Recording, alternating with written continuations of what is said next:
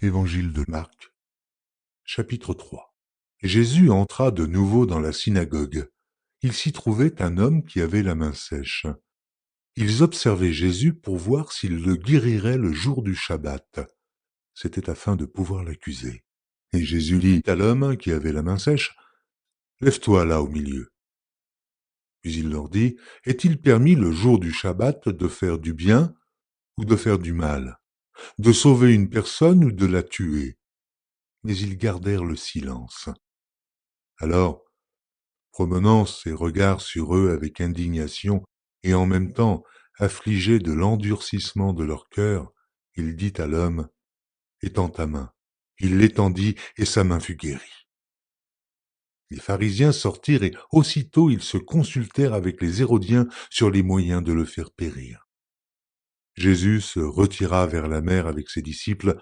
Une grande multitude le suivit de la Galilée et de la Judée et de Jérusalem et de l'Idumée et d'au-delà du Jourdain et des environs de Tyr et de Sidon. Une grande multitude, apprenant tout ce qu'il faisait, vint à lui. Il chargea ses disciples de tenir toujours à sa disposition une petite barque, afin de ne pas être pressés par la foule. Car comme il guérissait beaucoup de gens, tous ceux qui avaient des maladies se jetaient sur lui pour le toucher. Les esprits impurs, quand ils le voyaient, se prosternaient devant lui et s'écriaient « Tu es le Fils de Dieu !» Mais il leur recommandait très sévèrement de ne pas le faire connaître. Il monta ensuite sur la montagne et appela ceux qu'il voulut, et ils vinrent auprès de lui. Il en établit 12 pour les avoir avec lui et pour les envoyer prêcher avec le pouvoir de chasser les démons. Voici les 12 qu'il établit. Simon, qu'il nomma Pierre, Jacques, fils de Zébédée, et Jean, frère de Jacques, auquel il donna le nom de Boanerges, qui signifie fils du tonnerre, André, Philippe, Barthélemy, Matthieu, Thomas, Jacques, fils d'Alphée, Thaddée, Simon le Cananite, et Judas Iscario, celui qui livra Jésus.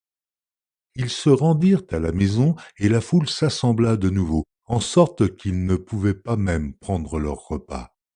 Les parents de Jésus, ayant appris ce qui se passait, vinrent pour se saisir de lui, car ils disaient « Il est hors de sens ». Et les scribes, qui étaient descendus de Jérusalem, dirent « Il est possédé de Béelzébul ».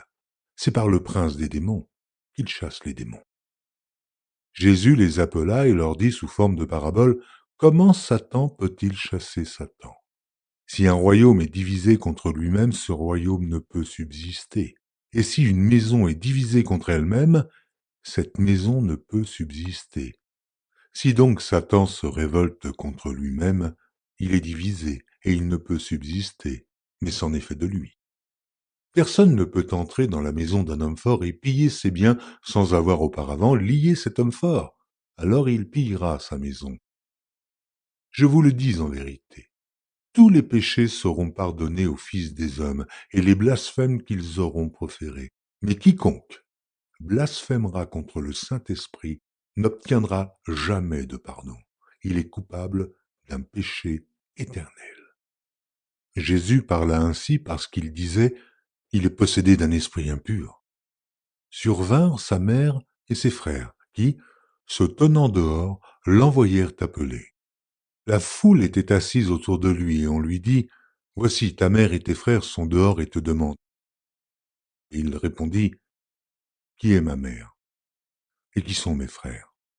Puis, jetant les regards sur ceux qui étaient assis tout autour de lui, « Voici, dit-il, ma mère et mes frères, car quiconque fait la volonté de Dieu, celui-là est mon frère, ma sœur et ma mère. »